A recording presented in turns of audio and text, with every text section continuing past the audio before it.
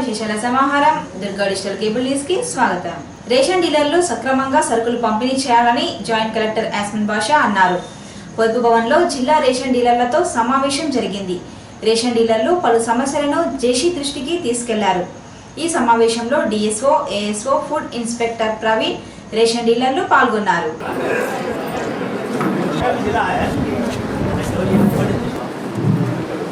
ఈనాటి Rajanna Sircilla ration dealer DSO madam గారికి, ASO madam గారికి, డీలర్ అక్కలకి, అన్నలకి, అమ్ములకి అందరికీ హృదయపూర్వక నమస్కారాలు. మన సమస్యలు అవి ఎక్కువనే ఉన్నాయి కానీ తక్కువ ఉన్న పరిస్థితి లేదు. ఎంత చెప్పక తప్పడం లేదు. డీలర్కి ఉండే సమస్యలు చాలా ఉన్నాయి. అటు గ్రామ పద్ధతిలో కానివ్వండి, ఇటు డీడీ పరంగా కానివ్వండి, ఇటు వచ్చే స్టాక్ పరంగా కానివ్వండి, అన్ని కొత్తగా వస్తుంది కాబట్టి ఫుల్ పేమెంట్ తోటి ఇప్పుడు వస్తుంది. ఒక 550 గ్రాములు 650 గ్రాములు గల్లీ వెయిట్తో కలిపి ఎంఎల్ఎస్ పాయింట్ నుంచి డీలర్కి రావాలి. మాకు ఇవ్వడంలో తప్పు లేదు కదా. ఆ బియ్యం మాకు ఇస్తే మేము 650 గ్రాములు 650 గ్రాములు చొప్పున క్వింటాల్ కలిస్తే కిలో 300 గ్రాములు చప్పుడు స్టాక్ తక్కువ ఉంది అంటే ఒక బస్తా విప్పి చూపితే అందులో కిలో తక్కువ వస్తుంది. సహజం. ఎందుకు వస్తాయంటే 650 గ్రాములు గన్ని వెయిట్ అవుతుంది. 650 వస్తూ ఉంటుంది. శర్కర కాంగ్రెస్ ప్రభుత్వం ఉన్నప్పుడు ప్యాకెట్లలో ఇచ్చింది, ప్యాకెట్లు అనేది తీసేసింది. ప్యాకెట్ మళ్ళీ 50 పైసలు మేము అమ్ముతున్నాం. అమ్ముతే మాకు వచ్చేంత గన్ని వెయిట్ పోతుంది, దానిలో కవర్ ఉంటుంది. అదే కిలో క్వింటాల్ ఒక షాప్ కి 4 బస్తాలు 5 బస్తాలు చక్కెర బస్తాలు ఉంటే మినిమంగా ఒక 10 ఒక బస్తా ఏమట కిలోన్నర షార్ట్ వస్తుంది. పొద్దున పేపర్ చూడగానే నాకు చాలా సంతోషం అనిపించింది. మార్చి తర్వాత శేఖర్ బంద్ అవుతుంది అనేది ప్రజలకు చేరువాత కావచ్చు. కానీ మాకు ఇంతమంది డీలర్లు ఒక సమస్య చెప్పారు. ఏమని చెప్పారు? సంబంధించి మనకున్న దస్తాలు అవి జాప్యం కారణంగా సరే ఆ అనుభవంలో వచ్చే డబ్బులను చెప్పినట్టు ఏదైతే ముఖ్యమైన మీ 5 డిమాండ్లు ఉన్నాయి అవి ఆల్రెడీ గవర్నమెంట్ లిస్ట్లో ఉన్నాయి. 2-3 సార్లు మీరందరూ కూడా స్వయంగా గౌరవ సీఎం గారిని కలిసి ఆ రిప్రజెంటేషన్స్ ఇవ్వడం జరిగింది. సో ఆ సమస్యలకి సొల్యూషన్ కూడా వాళ్ళే అంటే గవర్నమెంట్ తరఫున రావాల్సి ఉంది కాబట్టి I will not comment on that 5 issues that are pending with the government. So మిగతా ఇష్యూస్ ఏవైతే మీరు చెప్పడం జరిగిందో దానిలో ముఖ్యంగా కొంచెం వెయిట్ తక్కువ వస్తుంది అని చెప్పడం జరిగింది. సో నాకు తెలిసైతే ఆ సమస్య ఒక 5-6 నెలల ముందు అంటే జిల్లా కాకముందు ఆ సమస్య ఉండింది. కానీ దాని తర్వాత మాత్రం అలాంటివి చేయకూడదు అని ఫస్ట్ రాగానే డీసీఓ గారైనా మేమైనా నేను జాయిన్ అయినాక ఫస్ట్ ఈ సమస్య ఏదైతే ఉందో, ఎందుకంటే ఇండైరెక్ట్లీ లాస్ట్కి క్యాస్కేడింగ్ ఎఫెక్ట్ అంటారు. అంటే తక్కువ వెయిట్ మీ దగ్గర వస్తే మళ్ళీ తక్కువ వెయిట్ బెనిఫిషరీకి వెళ్ళే అవకాశం ఉంటుంది. సో అల్టిమేట్లీ లాస్ట్కి ఎవరైతే బెనిఫిషరీ ఉందో అల్టిమేట్లీ వాళ్ళే ఎఫెక్ట్ అవ్వడం జరుగుతుంది. కాబట్టి అది గమనించి మేము ఇలాంటివి ఎట్టి పరిస్థితి కాకూడదనే మేము అన్ని చర్యలు తీసుకోవడం జరిగింది. ఇంకా కూడా ఎక్కడైనా వస్తూ ఉంటే తప్పనిసరిగా మేము ఒక ఆలోచన చేయడం జరిగింది. అదేవిధంగా మన commissioner civil supply C V Anand గారు మీకు తెలిసిన మనిషే, ఆయన కూడా ఆఫీసరే. ఆయన ఏం చెప్పారంటే తప్పనిసరిగా ప్రతి ఎమ్మెల్యేస్ పాయింట్స్ ఎక్కడి నుంచి అయితే మీకు సరఫరా అవుతుందో అక్కడ సీసీ కెమెరాస్ పెట్టడం జరుగుతుంది. అదేవిధంగా వేమెంట్ కూడా ఖచ్చితంగా ప్రతి బ్యాగ్ కూడా వేమెంట్ అయిన తర్వాత లోడింగ్ చేయడం జరుగుతుంది. దాని తర్వాత డైరెక్ట్లీ మీకు షాప్కి అందజేయడం జరుగుతుంది. సో అలాంటి వేరియేషన్ ఆఫ్ స్టాక్ మినిమంగా ఎక్కడైనా ఉంటే కూడా అవి మినిమైజ్ చేయడానికి ప్రయత్నం చేస్తున్నాము. అదేవిధంగా సన్న బియ్యంకి సంబంధించి చెప్పారు. సన్న బియ్యం చాలా ప్రెస్టీజియస్ ప్రోగ్రామ్ ఆఫ్ గవర్నమెంట్, మీ అందరికీ తెలిసిందే. ప్రతి స్కూల్కి ప్రతి హాస్టల్కి ఆన్ పార్ విత్ మన ఎలాగైతే అందరం సన్న బియ్యంతో అన్నం తింటామో అదేవిధంగా గవర్నమెంట్ స్కూల్లో చదివే పిల్లలు కానివ్వండి, హాస్టల్లో చదివే పిల్లలు కానివ్వండి, వాళ్ళు కూడా సన్న బియ్యం ఇస్తుంది గవర్నమెంట్. దానికి almost 29 rupees subsidy government wear చేస్తుంది, మీకు అందరికీ తెలిసిందే. సో దానిలో భాగంగా మాత్రం ఎలాంటి లీకేజెస్కి కానీ ఎలాంటి దానికి స్కోప్ ఇవ్వదలుచుకోలేదు మేము. అవి అయితే మాత్రం కఠినమైన చర్యలు ఎవరైతే చేస్తారో వాళ్ళపైన let it be from any side, అంటే సప్లైలో కానివ్వండి, లేకపోతే స్కూల్ పాయింట్లో కానివ్వండి, హాస్టల్ పాయింట్లో కానివ్వండి, అలాంటి లీకేజెస్ ఏమైనా అయితే మాత్రం కఠినమైన చర్యలు, ఈవెన్ క్రిమినల్ కేసెస్ బుక్ చేయడానికి మాత్రం మేము తగ్గము. సో అలాంటివి మాత్రం తప్పనిసరిగా మీరు దృష్టిలో పెట్టుకోవాలి. పాలీ బ్యాగ్స్లో వస్తుంది ఈసారి, అది తెలిసిందే. అంటే that is a government decisions. మనం కొన్ని డెసిషన్స్ ఏవైతే తీసుకుంటారో చాలా ఎక్స్పీరియన్స్తో పెద్ద స్థాయిలో తీసుకునే డెసిషన్స్ అవి. సో దాన్ని మనం కాంట్రడిక్ట్ చేయడానికి ముందు గన్నీ బ్యాగ్స్లో వచ్చేవి, దానికి ఆ డబ్బులు మనకి సరిపోయేవి అని మీరు చెప్తున్నారు, అవి అమ్మితే లోడింగ్ అన్లోడింగ్. సో ఈ సమస్య కూడా ఆల్రెడీ కమిషనర్ గారి దృష్టిలో ఉంది. పిల్లలందరికీ ఆల్బెండర్ జోల్ మాత్రలు అందేలా చూడాలని డాక్టర్ చంద్రశేఖర్ అన్నారు. జాతీయ నూలి పురుగుల నివారణపై సిబ్బందికి శిక్షణ కార్యక్రమం జరిగింది. ఈ కార్యక్రమంలో డివైడిఈఎంఓ అనిల్, టౌన్ సూపర్వైజర్ రాజేందర్, సిఓలు వాణి, ఉమాదేవి, డాక్టర్ సుమన్, మోహన్, ఆశా కార్యకర్తలు పాల్గొన్నారు.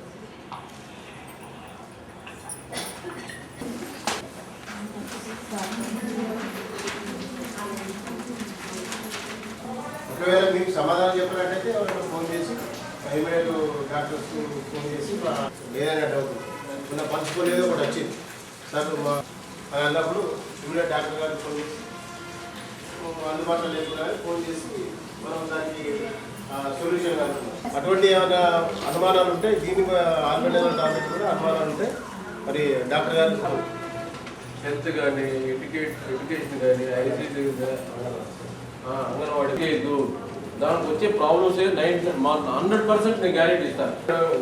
వెయిట్ చేయకుండా క్యూల్ హాస్పిటల్లో 24 hours సర్వీస్ ఉంటుంది కాబట్టి వెంటనే తీసుకండి ఆడపోతాం.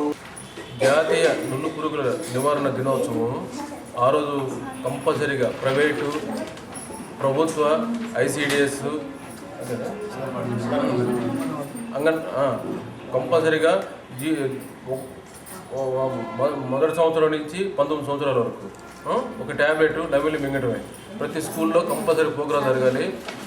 ఇది standing instructions by district collector, national programme కూడా. దీనివల్ల విద్యార్థుల్లో ఈ నులు పురుగులు నివారించి వాళ్ళలో అనీమియా కానీ తెలివితేటలకు సంబంధించిన విషయాలు కానీ అన్నీ ఇంప్రూవ్ చేసుకోవచ్చు. న్యూట్రిషనల్ అబ్జర్ప్షన్ కూడా బాగుంటుంది.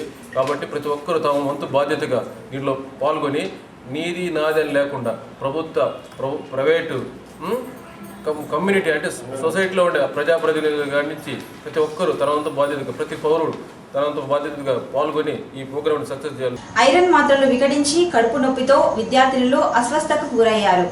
సిరిసిల్ల మండలం చిన్నబోనాల గురుకుల పాఠశాలలో 20 మంది విద్యార్థినులు ఐరన్ మాత్రలు వికటించడంతో కడుపు నొప్పితో బాధపడుతూ వాంతులు, విరేచనాలతో అస్వస్థతకు గురయ్యారు.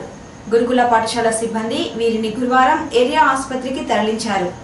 ఆసుపత్రికి తరలించిన వారిలో పొత్తూరి మంజుల, అందె దీక్షిత, శ్రావణి, జాహ్నవి, అక్షిత, రజిత, జలజ, పల్లవిలు ఉన్నారు. విషయం తెలుసుకున్న జిల్లా కలెక్టర్ కృష్ణభాస్కర్ ఏరియా ఆసుపత్రిని సందర్శించారు. విద్యార్థులను పరామర్శించారు. డ్యూటీ డాక్టర్ రఘును అడిగి వివరాలు తెలుసుకున్నారు.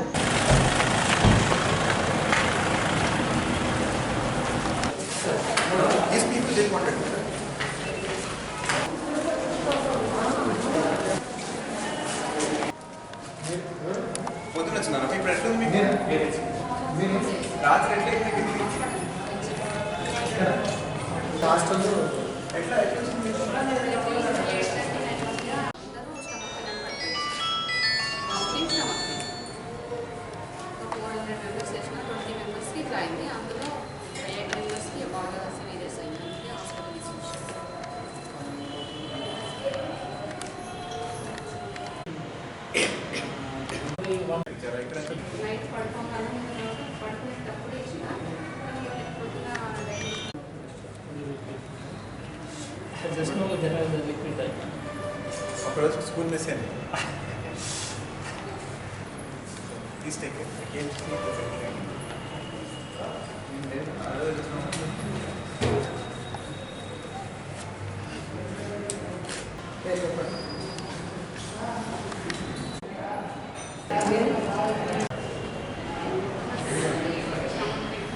ఐరన్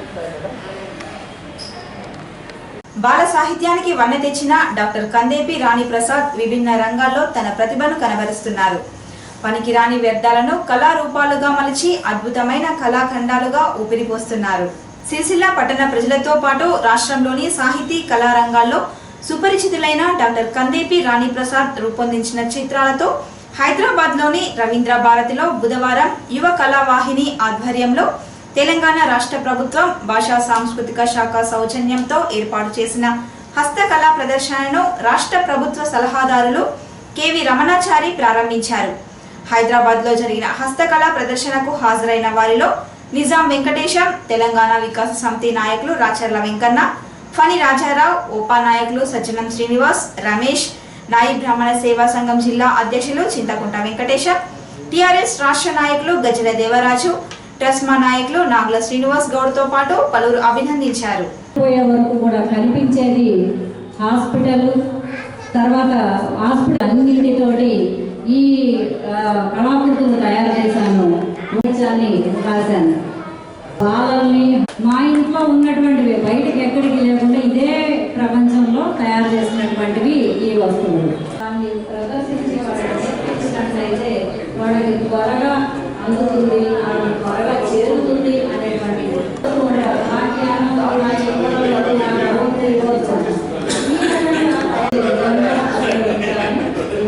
కళాకారులు సైంటిఫిక్ డయాగ్రామ్ అనేది గురుదేవులకు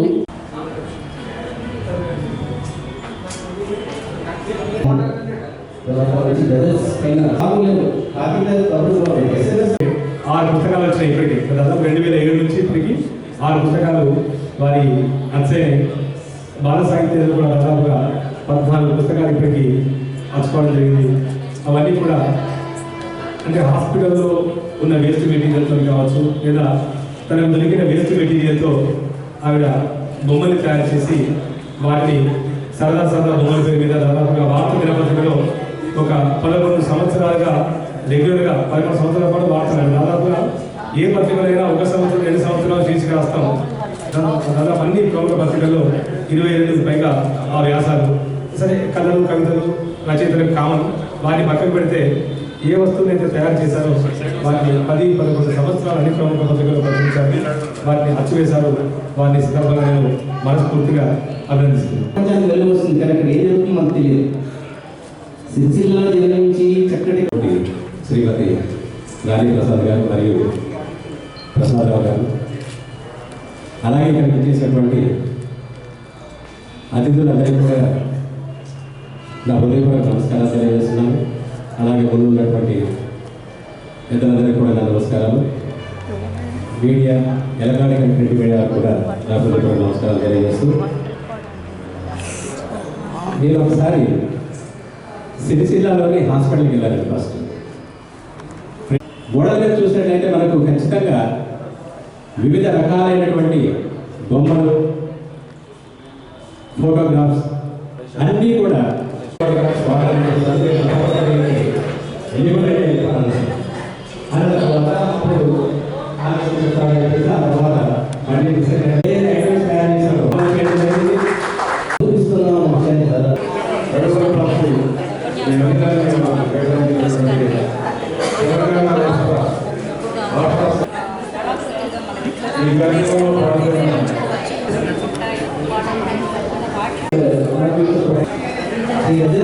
హాస్పిటల్కి వచ్చేటువంటి చిన్నారులందరికీ కూడా వెయిటింగ్ చేసేటువంటి డాక్టర్ దగ్గర వెయిటింగ్ చేసేటువంటి సమయంలో వాళ్ళకి ఆ సమయం తెలియనివ్వకుండా వాళ్ళు ఆ ఉన్న వచ్చేటువంటి బాధలతో వచ్చేటువంటి వాళ్ళు కొంత స్వాంతన పొందే విధంగా వాళ్లకు ఉపయోగపడటానికని ఈ చిత్రాలన్నీ కూడా తయారు చేశాను.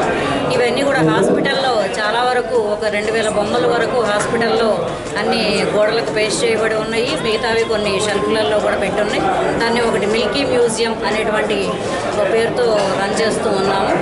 అయితే ఇవన్నీ దేనికోసం అంటే పిల్లలకు ఏ విషయాన్నైనా కూడా ఒక పాఠ్యాంశం లాగానో, ఒక పాఠం లాగానో, లేకపోతే ఒక ఉపన్యాస రూపంలోనో చెప్తే వాళ్ళకి ఇంట్రెస్ట్గా అనిపించదు. అదే ఒక కళారూపంలో ఏదో ఒక జంతువు రూపంలో ఏదో ఒక కొత్తదనంగా పిల్లలకు జంతు పాత్రధారులతో కనుక చెప్పినట్టయితే వాళ్ళకి ఇంట్రెస్ట్గా ఉంటుంది. మనకి పూర్వం చెన్నై సూరి కనుక జంతు పాత్రధారులతో చేసినటువంటి కథలన్నీ కూడా మనం మంచి చెడులు విచక్షణ జ్ఞానాన్ని చెప్పేటువంటి ఆ నీతి కథలన్నింటినీ కూడా జంతువులను పాత్రధారులుగా చేస్తూ మనకి చెన్నై సూరి చెప్పినటువంటి మిత్రలాభం మిత్రభేదం అన్నింటినీ కూడా కథల్లాగానే ఇవి కూడా మనకు ఒక చిత్రాలతోటి వాళ్ళకి సందేశాన్ని అందించినట్లయితే పిల్లలు తొందరగా నేర్చుకోవడానికి అవకాశం ఉంటుంది. వాళ్ళ యొక్క ఖాళీ సమయాన్ని వినియోగించుకోవడానికి బాగుంటుంది. కేవలం వినోదానికి సంబంధించిందే కాకుండా విజ్ఞానాన్ని పంచడానికి ఉపయోగపడుతుంది. వరల్డ్ రికార్డు అదేంటంటే హాస్పిటల్ వ్యర్థ పదార్థాలతోటి తయారు చేసిన 2000 కళాకృతులకు గాను దానికి గిన్నీస్ తెలుగు వరల్డ్ రికార్డు అనేది ఇచ్చారు. రెండవ రికార్డు ఏంటంటే ఈ చేసినటువంటి బొమ్మలన్నింటినీ పిల్లలు రాష్ట్రంలో ఉన్నటువంటి పిల్లలందరూ కూడా తయారు చేసుకునే విధంగా వార్తా దినపత్రికలో 1996 నవంబర్ నుంచి 2007 డిసెంబర్ వరకు నిర్విరామంగా ఈ సరదా బొమ్మలు అనే శీర్షికతో వాటిని ఎలా తయారు చేసుకోవాలో రాశాను. దానికి రెండవది జీనియస్ గ్లోబల్ రికార్డ్స్ అని అదొకటి ఇచ్చారు. రెండు రికార్డులు మనకు అందించారు.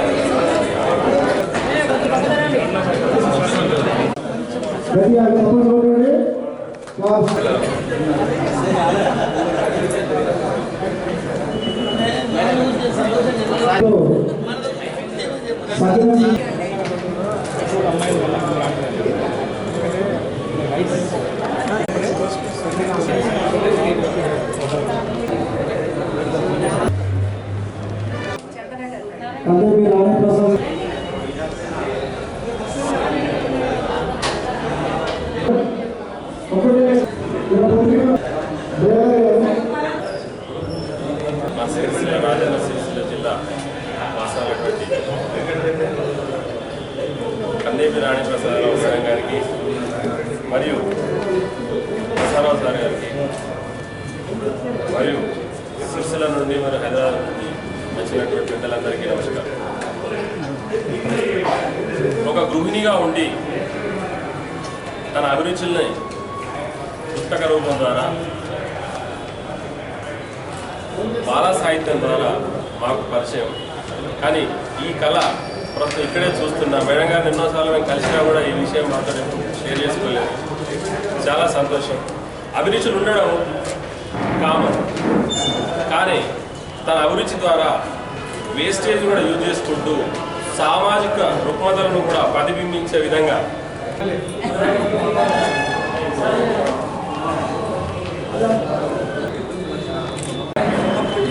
ఉద్యోగ భద్రత కల్పించి గౌరవ వృత్తి ఇవ్వాలని కోరుతూ ఐకేపీ వివోఏలు చేస్తున్న దీక్షలు 4వ రోజుకు చేరుకున్నాయి. రాజన్న సిరిసిల్ల జిల్లా కమిటీ ఆధ్వర్యంలో వినూత్న రీతిలో నిరసన వ్యక్తం చేశారు. కలెక్టర్ కార్యాలయం ఎదుట రోడ్డును ఊడ్చి తమ నిరసనను తెలిపారు. 14 సంవత్సరాల నుండి సేవలందిస్తున్న ఐకేపీ వివోఏలకు ఉద్యోగ భద్రత కల్పించాలని డిమాండ్ చేశారు. దీక్షల్లో అన్ని మండలాల నుండి ఐకేపీ వివోఏలు పాల్గొన్నారు.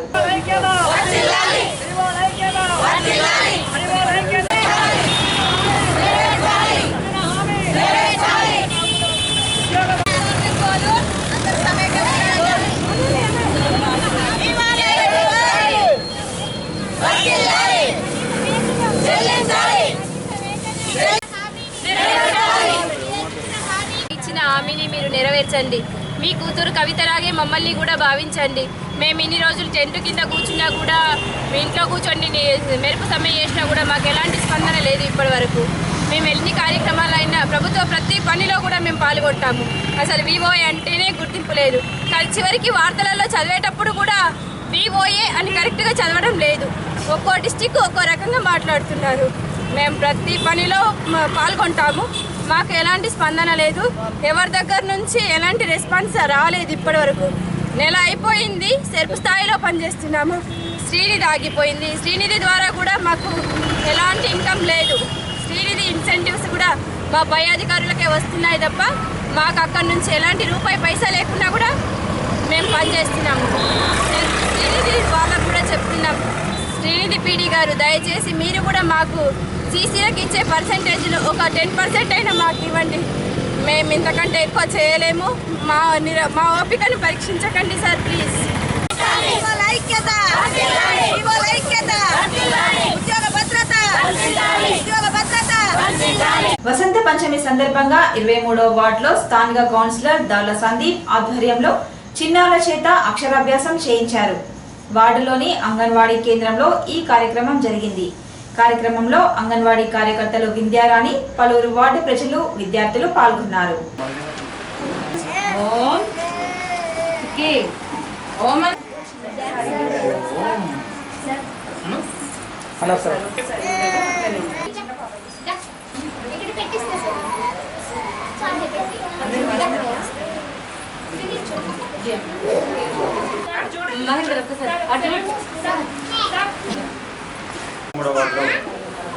వసంత పంచమి సెలబ్రేషన్ సాజ్యోతి ఇంగ్లీష్ మీడియం వారు అంగన్వాడీ స్కూల్లో ఈరోజు చేశారు.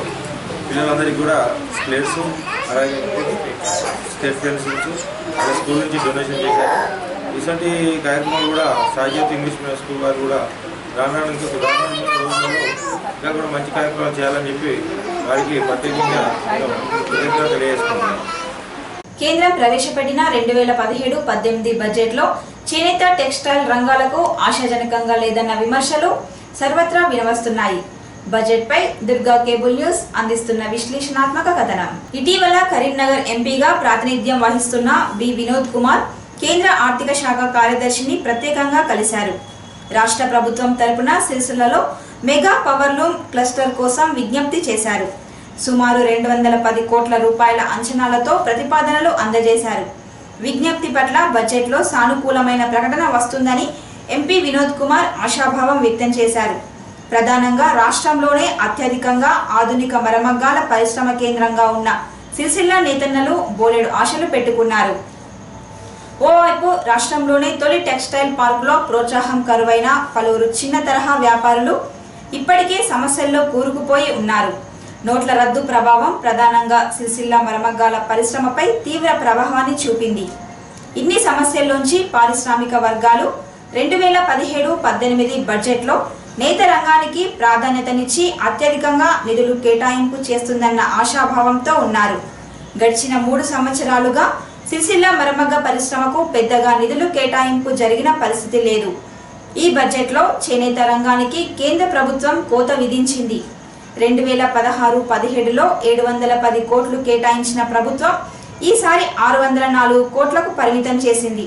టెక్స్టైల్ రంగానికి 2016-17లో 4500 కోట్లు కేటాయించగా 2017-18లో 6226 కోట్లను కేటాయించింది. గత అనుభవాలతో పోల్చుకుంటే రాష్ట్రానికి చేరిన నిధులు పరిమిత స్థాయిలోనే ఉంటూ వస్తున్నాయి.